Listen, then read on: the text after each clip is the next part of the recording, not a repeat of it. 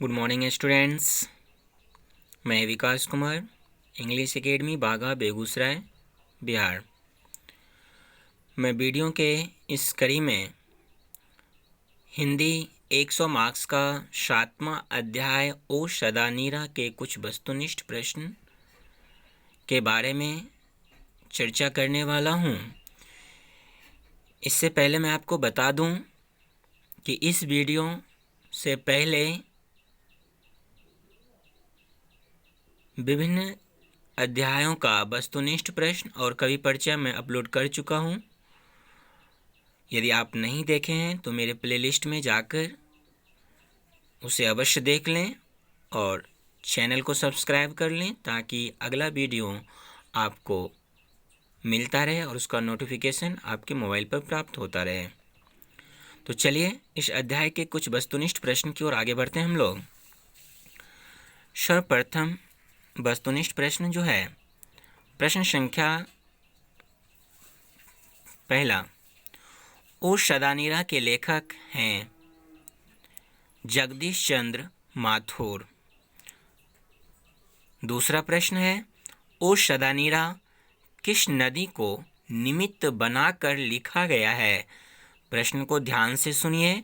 ओ सदानीरा किस नदी को निमित्त बनाकर लिखा गया है, तो उत्तर होगा गंडक।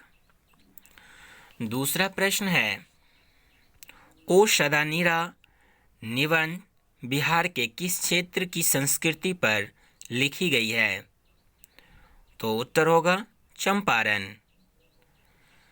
प्रश्न संख्या 4, पुंडलिक जी कौन थे।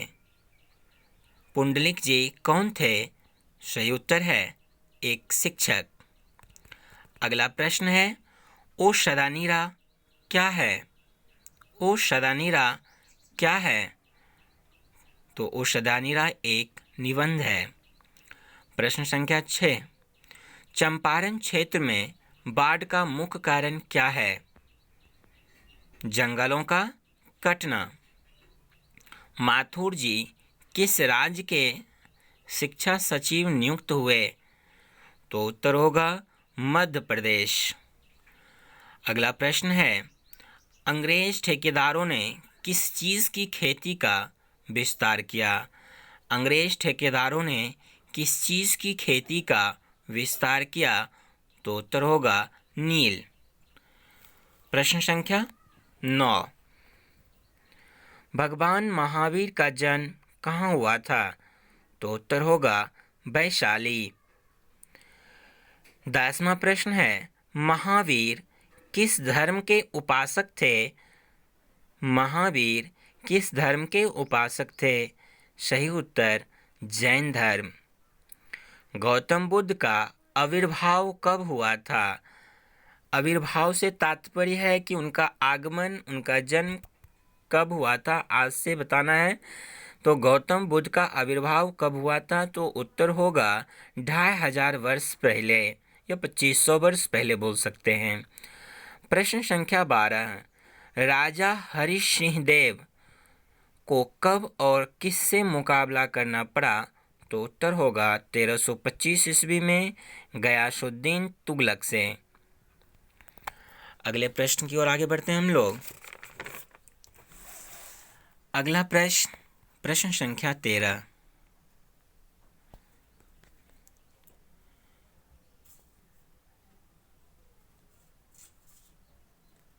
प्रश्न संख्या 13, शब्द धांगर का क्या अर्थ होता है, उत्तर होगा भारे का मजदूर। अगला प्रश्न, माथुर जी का जन्म कब हुआ, 16 जुलाई 1917। वैशाली महोत्सव का बीजारोपण किनके द्वारा किया गया। वैशाली महोत्सव का बीजारोपण किनके द्वारा किया गया, जगदीश चंद्र माथुर। अगला प्रश्न है, महात्मा गांधी चंपारण कब आए थे, अप्रैल 1917 को। प्रश्न 17, तिनकठिया का संबंध किससे है। तिनकठिया का संबंध किससे है, तो उत्तर होगा नील की खेती से। यहाँ पे प्रिय छात्रों में तीन कठिया के बारे में थोड़ा सा अलग से एक बात बता दूँ। तीन कठिया, तीन एक संख्या है और कठिया कट्ठा से संबंधित है। जो किसान लोग हुआ करते थे वो अपने भूमि का 3 कट्ठा हिस्सा वो अंग्रेजी हुकूमत को दिया करते थे, इसीलिए उसका नाम 3 कठिया पड़ा।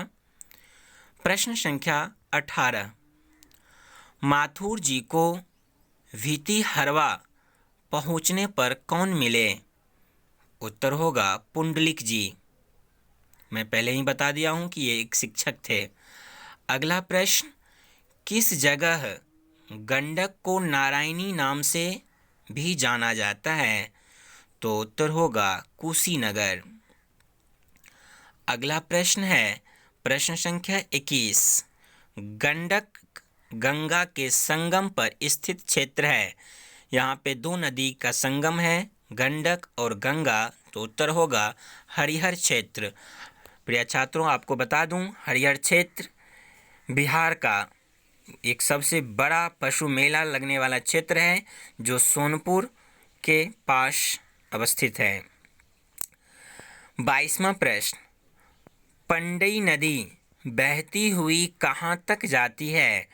तो उत्तर होगा नेपाल। और नेपाल में अगर हम जगह का बात करें तो भिखना थोड़ी तक।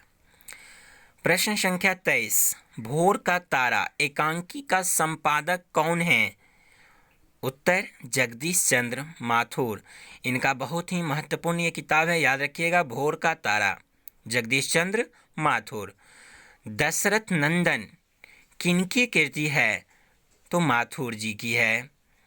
अगला प्रश्न और लास्ट प्रश्न, जगदीश चंद्र माथुर की मृत्यु कब हुई? तो उत्तर होगा 14 मई 1978 को। तो प्रिय छात्र, ये थे कुछ वस्तुनिष्ठ प्रश्न ओ सदा नीरा अध्याय से। तो मैं आशा करता हूँ कि आपको यह वीडियो अच्छा लगा होगा और आप इससे कुछ न कुछ ज़रूर सीखे होंगे। तो आप दोस्तों के बीच शेयर करना ना भूलें, लाइक ज़रूर करें, सब्सक्राइब चैनल को अवश्य कर लें। धन्यवाद।